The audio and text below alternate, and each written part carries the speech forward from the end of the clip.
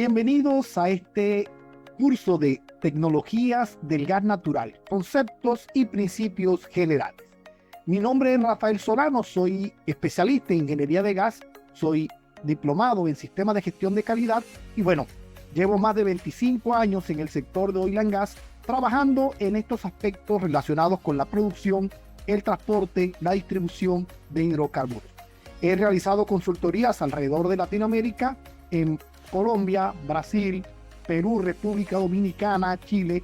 He estado involucrado en proyectos productivos, proyectos de transporte, proyectos de distribución LNG, regasificación y por supuesto en aspectos relacionados con otros hidrocarburos como petróleo crudo, LNG, GLP y en general el gas natural es el entorno en el cual me muevo con mucha fluidez. En el día de hoy vamos a estar hablando de algunos aspectos relacionados con las unidades de procesamiento del gas natural. Unidades de procesamiento de gas natural aplicables a los procesos de producción, a los procesos de transporte, a los procesos de distribución y por supuesto, en la mayoría de los casos orientados al consumo del gas natural. Un aspecto importante que debemos resaltar es qué es el gas natural, al cual estamos orientados en esta charla del día de hoy. El gas natural es una mezcla de hidrocarburos, generalmente livianos, inicialmente formado por el metano. Es el componente más abundante del gas natural y representa entre un 70 y un 99% de la masa del gas natural. Sigue el etano, propanos, pentanos, butanos y otros hidrocarburos denominados hidrocarburos pesados. El gas natural posee algunos elementos no deseables que son denominados contaminantes. Algunos contaminantes son productos inertes que si bien no representan un perjuicio en los procesos de combustión, sí representan un volumen en el proceso de transporte y por tanto requieren algún mecanismo de control. Otros por el contrario sí representan un riesgo para los procesos de transporte o para los procesos de consumo o de combustión propiamente dicho, y deben ser removidos justamente para evitar esos problemas posteriores en el transporte o en la distribución. Cuando nosotros hablamos de la cadena del gas natural, hablamos de una cadena que está conformada por muchas etapas. A nivel internacional, cuando mencionamos esta cadena, hablamos en términos generales de una sección denominada upstream. Esta sección upstream está relacionada fundamentalmente con la producción del gas natural. La producción que tiene que ver con los procesos de exploración y explotación, tanto en costa como en mar. Tiene que ver con los procesos de captura de biogás, que es una fuente importante para algunos países de gas natural. Ejemplo, Chile. Chile está desarrollando proyectos de distribución de gas natural acompañada con un volumen relativamente importante de biomasa y esa biomasa es transformada en gas natural y hace parte de la cadena de distribución del gas natural. Por supuesto, todo esto es generalmente recogido en países como Colombia en gasoductos y los gasoductos constituyen la cadena de transporte preferente del gas natural desde los puntos de producción hasta los puntos de consumo. En esos puntos de consumo se denomina midstream. En ese midstream, aparte del sistema de transporte propiamente dicho, aparecen las grandes estaciones que transforman el gas natural, en algunos casos que modifican las propiedades físico-químicas y termodinámicas del gas natural y lo preparan para lo que es la distribución y el consumo final. La distribución o midstream o el consumo industrial en Colombia está orientado fundamentalmente a sectores industriales, valga la redundancia, y a la generación eléctrica, entre otros. Por supuesto, tenemos consumo domiciliario, tenemos consumo comercial y tenemos gas natural vehicular, entre otras tantas aplicaciones del gas natural. En términos generales, cuando uno investiga qué es la producción, la transmisión y la distribución del gas natural, generalmente uno se encuentra que el gas natural está asociado, en algunos casos, a la producción petrolera. Van de la mano, ya que los procesos de exploración y explotación generalmente son desarrollados por empresas muy afines. En algunos casos es la misma empresa la que realiza los procesos de exploración y los procesos de explotación. De alguna manera están persiguiendo hidrocarburos bajo el suelo y encuentran o bien formaciones de gas natural o bien formaciones de hidrocarburos líquidos de petróleo, fundamentalmente, y esas formaciones de petróleo pueden estar asociadas a gas natural o ser totalmente independientes las dos formaciones que se encuentran. Este mismo esquema observado en un mercado internacional, encontramos que la cadena se diferencia de lo que es la cadena del gas natural en Colombia, fundamentalmente porque aparece un esquema de transporte de gas natural a nivel internacional, generalmente en buques denominados metaneros. Eso implica que se ha adicionado una unidad fundamental de transformación del gas natural, que son las plantas de licuefacción del gas natural. En Colombia no tenemos plantas funcionales, comerciales, de licuefacción de gas natural, pero sí tenemos muchas plantas en Latinoamérica. Tenemos Ecuador, tenemos Perú, que son los grandes productores de gas natural licuado de Sudamérica, tenemos Brasil, tenemos Trinidad y Tobago en el Caribe, tenemos por supuesto México, Canadá, Estados Unidos, como actores de este lado del mundo. Ellos transportan el gas natural licuado a través de buques denominados metaneros y es transportado hasta literalmente el otro lado del mundo. Tenemos países consumidores tan lejos de gas natural de la región, por ejemplo, Europa, prácticamente toda Europa se abastece con gas natural licuado fundamentalmente, aparte de los gasoductos que ya conocen que se abastecen del gas ruso. Pero el resto del mundo recibe fundamentalmente LNG. Así que la cadena del gas natural en otros países luce ligeramente distinta a la cadena del gas natural de Colombia, porque nosotros tenemos la gran ventaja de contar con una enorme red de gasoductos. En la costa atlántica, el transportador por excelencia, Promigas, es dueño de una infraestructura gigantesca que conecta los campos de producción del Caribe, no solamente de La Guajira, sino de todo el Caribe, y lo lleva a las principales ciudades de la costa. Barranquilla, Santa Marta, Cartagena, Sincelejo, Montería son abastecidas con redes de gas natural que de alguna manera están conectadas a los sistemas de transporte de Promigas. En el interior del país sucede algo parecido, pero conectados a una infraestructura que pertenece a la transportadora de gas del interior, que es TGI. Así que miren que la cadena del gas natural en Colombia fundamentalmente se centra en la utilización de gasoductos. Esto le ha permitido al mercado y a la regulación colombiana desarrollar una cadena de gas natural ligeramente distinta a la cadena del gas natural de otros países. Hay una producción del gas natural, hay un transporte, hay una distribución y un proceso de comercialización. Y la tarifa con la que se comercializa el gas natural está basada justamente en eso, en el costo del gas que pertenece a la producción, en el costo del transporte que pertenece fundamentalmente a TGI o Promigas, y por supuesto otros transportadores. Existen 9 transportadores, un poco más, en Colombia, que actúan con ese rol de transportar el gas natural de un sistema a otro o de un productor a un sistema de distribución. Distribuidores, literalmente todas las ciudades conectadas a gas natural, donde tenemos el servicio de gas natural domiciliario, están conectadas a un distribuidor. Distribuidores que los hay de todos los tamaños y de todas las características técnicas, todos cumpliendo con un rol muy similar, que es capturar el gas natural de un sistema de transporte o de un sistema de producción, bajar la presión para entregarlo a las redes domiciliarias con las cuales se conectan los clientes domiciliarios, las casas, los hogares, los comercios y por supuesto los clientes industriales, el gas natural vehicular y otros consumidores. Un aspecto importante para entender la transformación del gas natural tiene que ver con el origen del gas natural. Esta gráfica seguramente la encontrarán en mucha literatura especializada, pero tiene que ver con la forma como el gas natural es producido. El gas natural fundamentalmente se encuentra en formaciones específicas de gas natural. Ejemplo, el gas natural de La Guajira. El gas natural de La Guajira es una formación de gas libre en la cual el principal producto del yacimiento es el gas natural.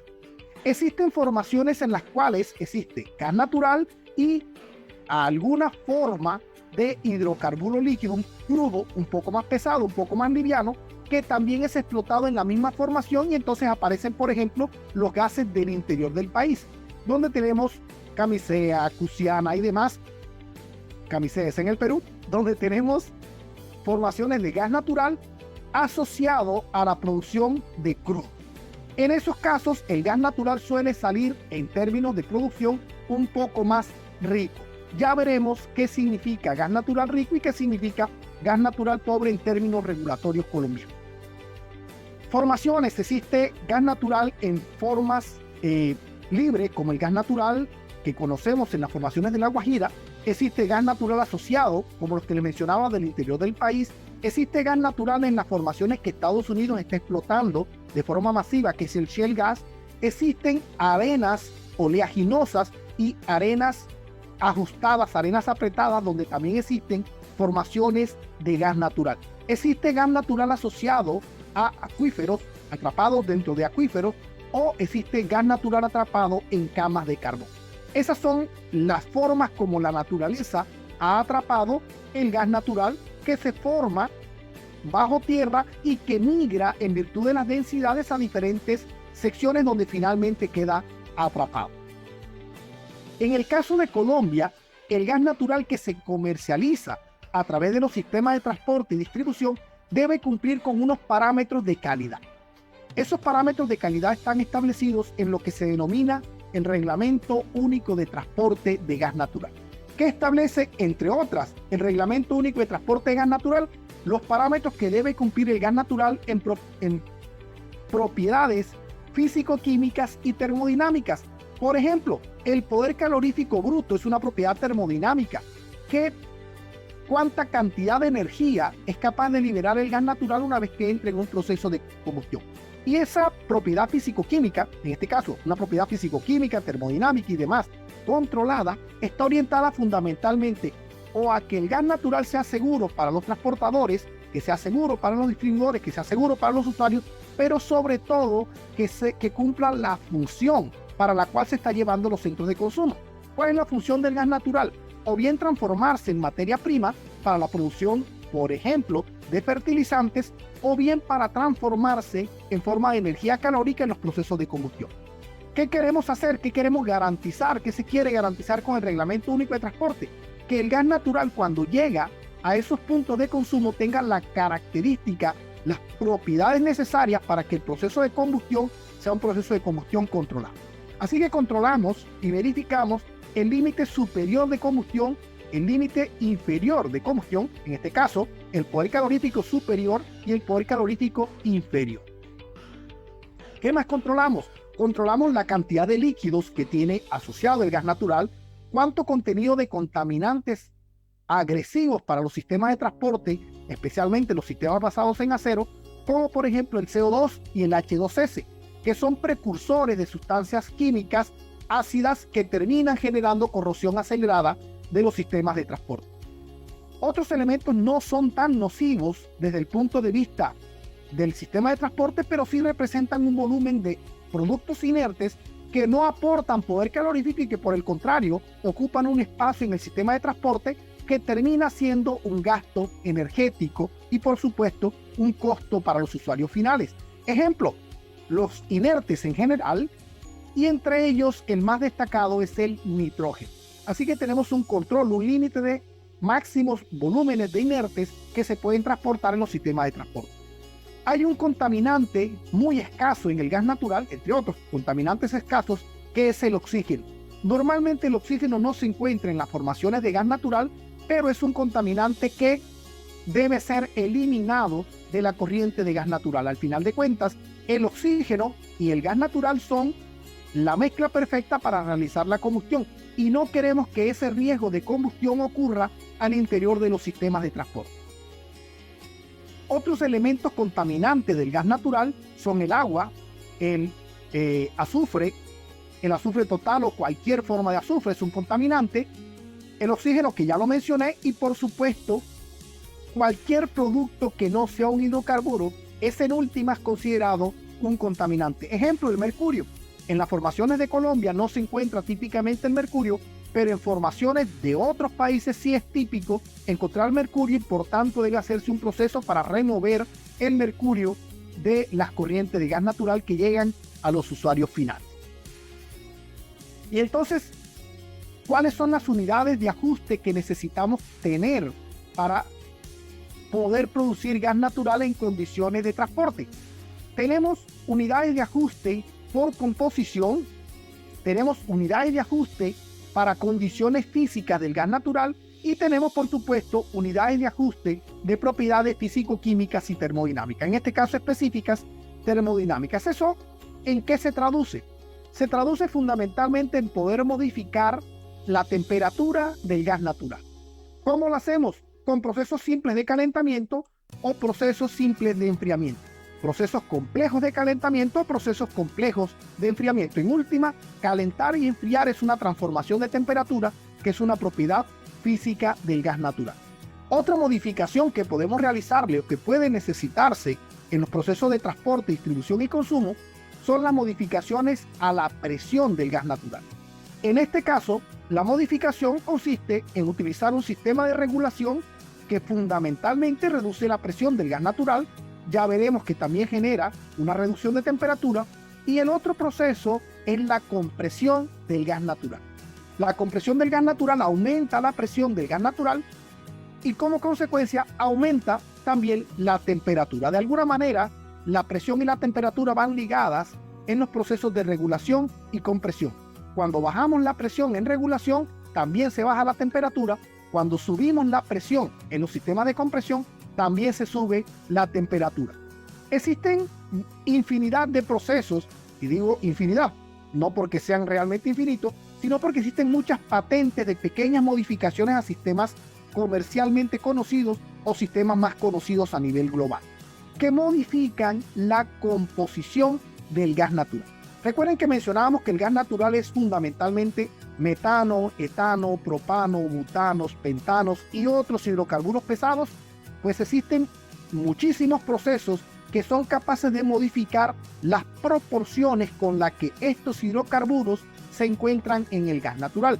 Algunos procesos son capaces de modificar la proporción en que los inertes se encuentran en las corrientes de gas natural. Entonces tenemos modificaciones a los inertes o contaminantes y tenemos modificaciones a los hidrocarburos, ya sea porque hacen parte de los hidrocarburos más pesados con mejor valor comercial como condensados, o sea porque nos están modificando los límites de máximo poder calorífico que podemos comercializar.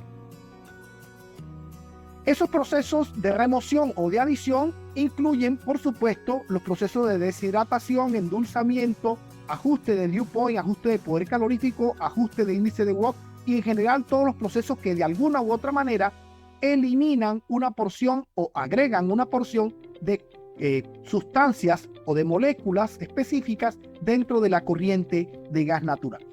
Existen unos procesos que modifican otras propiedades o que permiten cuantificar algunas de esas propiedades. Por ejemplo, medir. Al realizar un proceso de medición no estamos modificando las propiedades físico-químicas o termodinámicas del gas natural, pero estamos cuantificando o bien la cantidad de energía o su poder calorífico o el volumen o cualquier otro parámetro que necesitemos identificar dentro de la corriente del gas natural. Algunos procesos están orientados a remover contaminantes en la cadena del gas natural, pero existe un proceso específico que agrega un contaminante a la cadena del gas natural. Es un contaminante controlado que se llama el odorizador. Agregamos un odorizador a la corriente de gas natural fundamentalmente porque el gas natural carece de un olor característico. Y entonces, como carece de un olor característico, en caso de una fuga, va a ser muy difícil que los usuarios finales logren detectar esa fuga y puedan identificar que está ocurriendo un fenómeno anormal en el sistema de transporte, distribución o consumo. Y entonces se le agrega un odorante, que es una sustancia con un olor desagradable, orientado justamente a hacer más fácil la detección del gas natural en caso de una fuga. Les mencionaba que, dependiendo de la formación del gas natural, nosotros tendríamos más o menos contaminantes y tendríamos la necesidad de realizar más o menos modificaciones dentro de esa corriente de gas natural. Generalmente, las corrientes, los yacimientos de gas natural se encuentran en una formación que es denominado anticlinal. Es una especie de trampa, o un domo que ha atrapado el gas natural que venía formándose bajo suelo y que ha ido migrando hasta un lugar que es denominado una trampa. En esa trampa se encuentra un sello y debajo de ese sello se encuentra el reservorio. Ese reservorio puede tener gas natural, puede tener crudo o puede tener agua. Es más, típicamente se encuentran los tres en cada uno de los reservorios. Esos reservorios pueden ser, como lo aparece en la primera imagen, en forma de anticlinales, es una formación invertida en la cual queda atrapada todas las sustancias, todos los líquidos, gases dentro de este reservorio, pero también puede ocurrir que la migración del gas natural, el agua y el crudo ocurrió por la aparición de una falla. Y esa falla en el suelo modificó lo que sería la ruta de migración natural de estas sustancias y entonces bloqueó la ruta, dejando a estas tres sustancias atrapadas. Es una formación en falla y en esa formación en falla también se puede encontrar gas natural. Y existen otras condiciones de yacimientos que son las unidades de yacimientos estratificadas en las cuales el suelo por fenómenos geológicos ha ido modificándose y al final ha terminado atrapando al agua, al gas y al petróleo dentro de una formación estratificada. Un ejemplo de esta formación estratificada es el shale gas, en el cual luego hay que hacer procesos de, digamos que de liberar el gas natural dentro de esa roca para poder hacerlo comercialmente atractivo. Primera unidad entonces que vamos a mencionar son las que modifican la temperatura. ¿Cómo hacemos para modificar la temperatura? Fundamentalmente la hacemos con procesos de calentamiento. ¿Por qué necesitamos calentar el gas natural? Bueno, en algunos procesos necesitamos calentar el gas natural porque alguno de los contaminantes es más fácil removerlo a una temperatura determinada. Porque el gas natural en algunas regiones del mundo está sometido a temperaturas realmente bajas y el transporte en tuberías de un gas natural con una temperatura extremadamente baja puede ser complicado para los equipos, la metalurgia y el acero en general. Así que hacemos calentamiento o bien para regular, o bien para modificar el gas natural, o bien para facilitar el consumo del gas natural.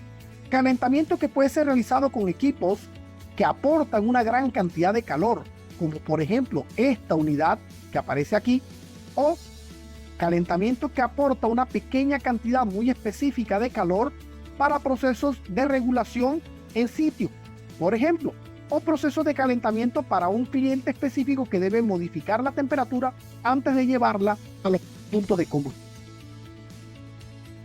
¿Por qué la temperatura es una variable importante para el gas natural?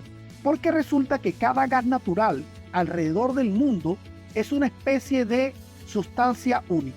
Si bien a todos le llamamos gas natural, el gas natural de Venezuela, el gas natural de Colombia, el gas natural de Perú, el gas natural de Estados Unidos y en general, el gas natural alrededor del mundo es diferente. Si bien todos suelen parecerse, no es una sustancia única.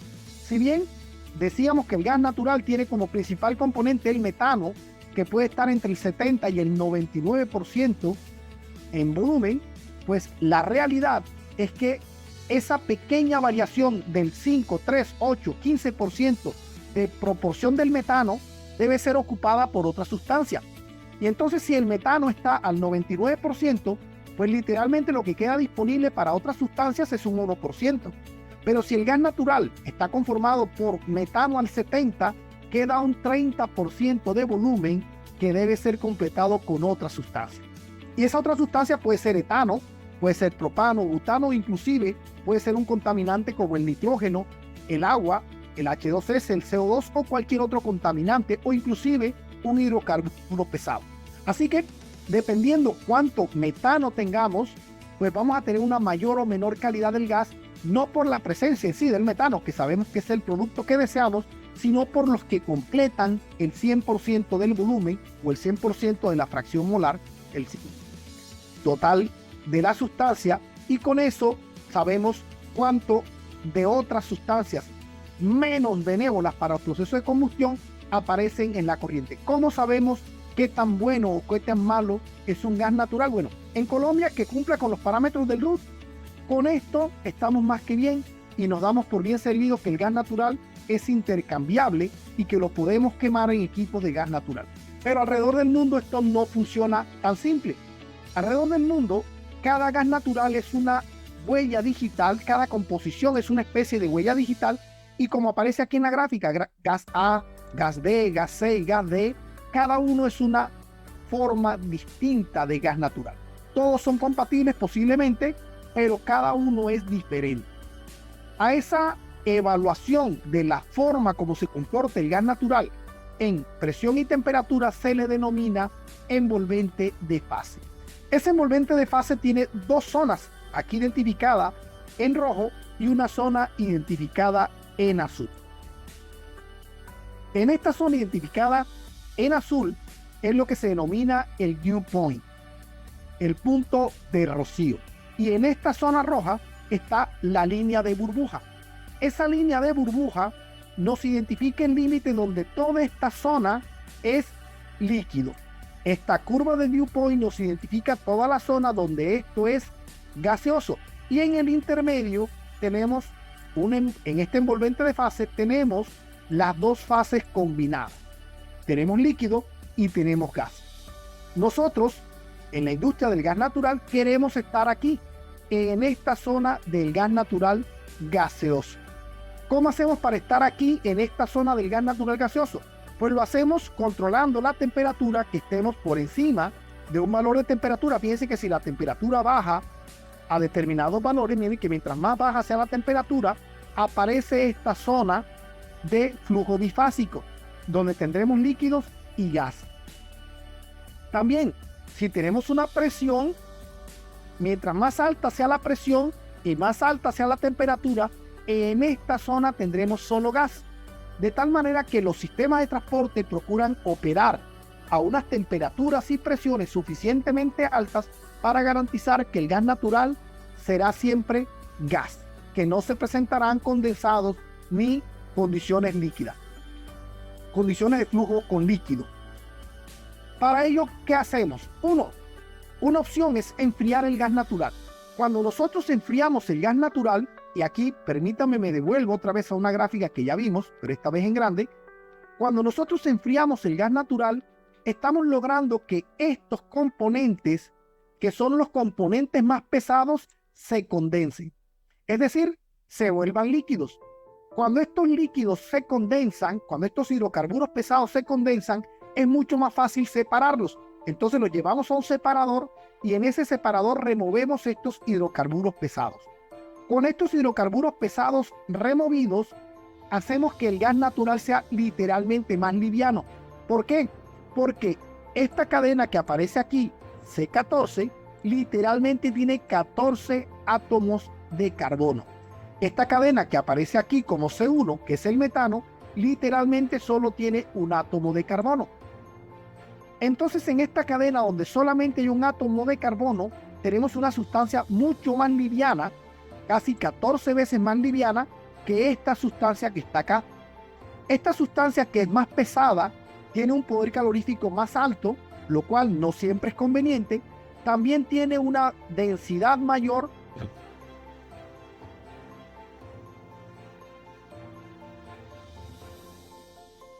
Que este gas natural que nosotros tenemos está orientado a un mercado que pretende o que procura utilizar un componente liviano. Nosotros, al enfriar el gas natural, entonces decíamos, aquí, cuando nosotros lo enfriamos, lo que hacemos es que traemos la temperatura a esta zona y en esta zona los condensados empiezan a precipitarse. Empiezan a caer los condensados, los hidrocarburos pesados, y con ello logramos reducir el poder calorífico, por ejemplo, del gas natural. En otro proceso que nosotros podemos llegar a requerir está la regulación. ¿A qué está orientada la regulación? A la reducción de la presión del sistema. Por ejemplo, cuando tenemos el gas natural en una formación subterránea, en esa formación subterránea la presión puede ser tan alta que el gas natural requiera una modificación para poder ingresar a los sistemas de transporte. Y entonces aparecen los sistemas de regulación. Estos sistemas de regulación son fundamentalmente válvulas que restringen el flujo del gas natural hasta que la presión alcanza un valor determinado. Esos sistemas de regulación aparecen tanto para la producción como para el transporte, la distribución y el consumo. Fíjense que inclusive en los hogares se encontrarán sistemas de regulación pequeños con los cuales modificamos la presión del gas natural para poderlo hacer adecuado para los gasodomésticos que tenemos en los hogares o para cualquier equipo de combustión que tengamos. El proceso contrario a la regulación es la compresión. La compresión agrega presión al sistema, al gas natural. ¿Cómo lo hace? Bueno, agregamos una energía mecánica proporcionada por un motor que puede ser de combustión interna o puede ser un motor eléctrico, y esa energía que agregamos la transformamos en presión al interior del gas natural. Entonces le agregamos energía al gas natural mediante un equipo que puede ser reciprocante, centrífugo, axial o de cualquier tecnología, y le agregamos energía al gas natural para que mantenga una presión más alta. Otra de las transformaciones que nosotros podemos tener en el gas natural está orientada a la remoción de contaminantes precursores de ácidos. Ejemplo, el CO2. El CO2 es uno de los contaminantes más comunes del gas natural, y el H2S. Este par de sustancias son conocidos como ácidos. Cuando un gas natural se denomina que es un gas natural ácido, generalmente se refiere a que contienen proporciones relativamente altas de CO2 y H2S. El proceso de remoción del H2S generalmente es denominado endulzamiento. ¿Qué mecanismos de endulzamiento existen? Existen métodos de endulzamiento que utilizan una sustancia que es afín al CO2 o al H2S. Por ejemplo, las aminas. Entonces ingresamos el gas natural a un sistema en el cual vamos a poner en contacto este secuestrante de CO2 con una sustancia que es altamente afín a él. Capturamos el CO2, lo separamos de la corriente de gas natural y lo liberamos, por ejemplo, a la atmósfera, en el caso del CO2. En el caso del H2S lo llevamos a un equipo de combustión y lo incineramos. Fíjense que tenemos mecanismos para remover el CO2 denominados endulzamiento patentados, en los cuales un fabricante específico ha desarrollado una sustancia altamente efectiva y comercializa no solamente el equipo, sino que también comercializa la sustancia que utiliza para realizar el endulzamiento. Métodos patentados altamente eficientes, existen muchos, sobre todo muy específicos para remover grandes cantidades de CO2 o H2S. Inclusive existen sistemas que utilizan membranas semipermeables para separar algunos de estos componentes de las corrientes de gas natural. ¿Qué más podemos hacer con el gas natural? Al gas natural también le podemos remover esa porción de hidrocarburos pesados que les mencionaba. Generalmente un proceso de enfriamiento es suficiente para remover algunos hidrocarburos pesados, pero algunos hidrocarburos no tan pesados, como por ejemplo propanos, butanos y pentanos, suelen ser difíciles de remover de la corriente de gas natural, y entonces utilizamos procesos combinados, procesos en los cuales recuperamos una porción mediante refrigeración. Hay una porción que recuperamos mediante un aceite pobre. Un aceite pobre se mezcla con la corriente de gas natural, captura algunos hidrocarburos pesados y luego los libera en un proceso de separación o rechazo. Y en esos procesos lo que estamos haciendo para la corriente residual del gas natural es remover los hidrocarburos pesados. Cuando removemos los hidrocarburos pesados, estamos haciendo dos actividades. Una, quitamos hidrocarburos que modifican la densidad del poder calorífico y estamos alivianando el gas natural, siéndolo un poco más liviano, aumentando o potenciando la presencia del metano en la corriente de gas natural. Si lo que queremos remover es agua, hacemos algo muy parecido a lo que hicimos con el sistema de endulzamiento. Tomamos una sustancia que es altamente afín al agua, en este caso el glicol, es un alcohol, y ese glicol lo mezclamos íntimamente con la corriente de gas natural. Al mezclarse íntimamente con la corriente de gas natural, encuentra el agua y de alguna manera forma un compuesto más estable que el que está formando el agua con el gas natural. Luego, mediante un proceso de calentamiento, rechazamos el agua y la liberamos a la atmósfera, por ejemplo.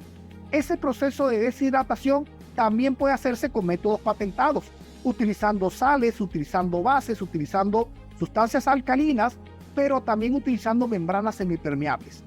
Pongo de ejemplo el sistema de deshidratación con glicol porque suele ser el sistema más común encontrado en el mercado. Un alto porcentaje de sistemas de deshidratación alrededor del mundo están desarrollados con este método, el método de deshidratación con glicoles.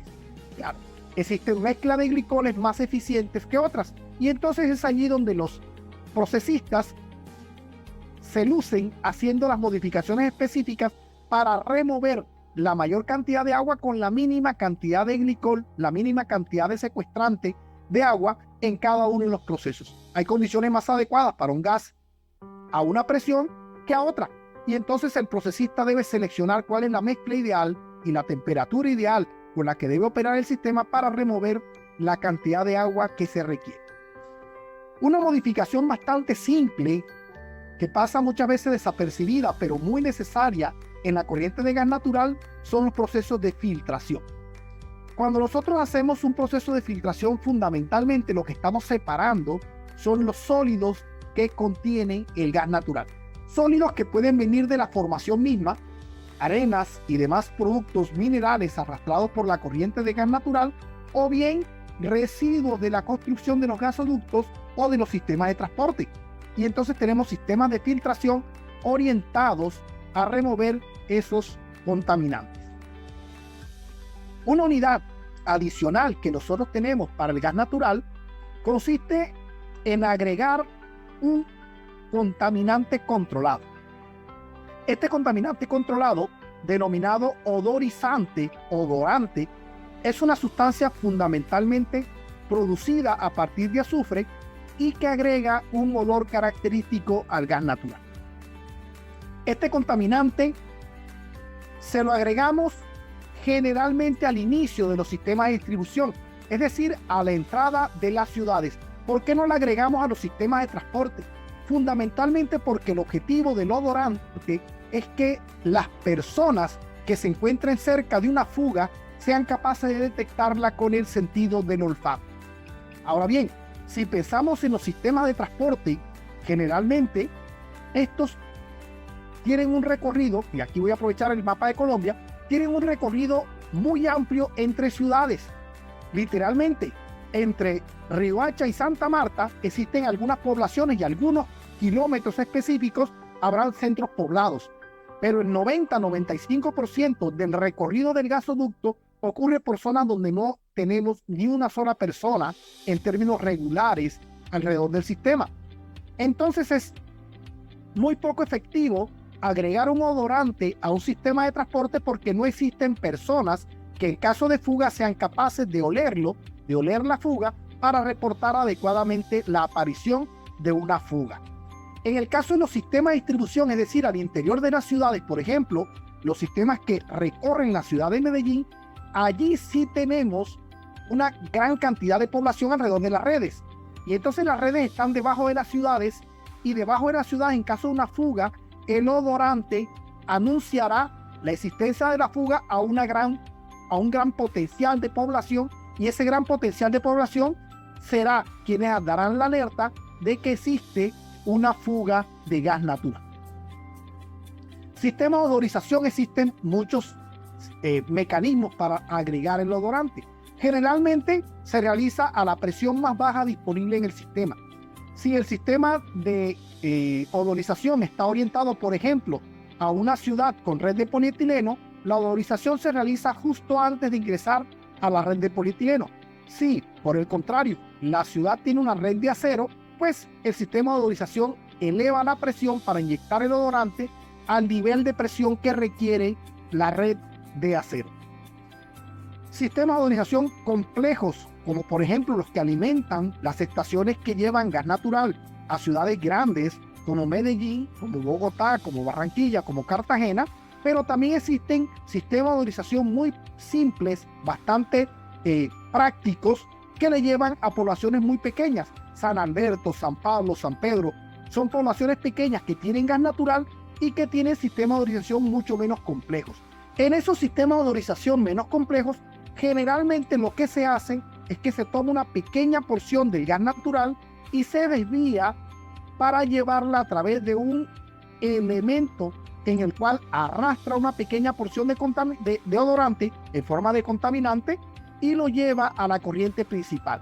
De tal forma que con una pequeña cantidad de sustancia que pasa por el sistema de odorización, se logra llevar suficiente odorante para que la cadena final, la corriente final de gas natural, tenga la proporción adecuada y permita que el gas natural, en caso de una fuga, alerte adecuadamente a la población. Eso era todo, es una introducción a las unidades funcionales del gas natural. Mi nombre es Rafael Solano y a nombre de Elite Training les doy las gracias.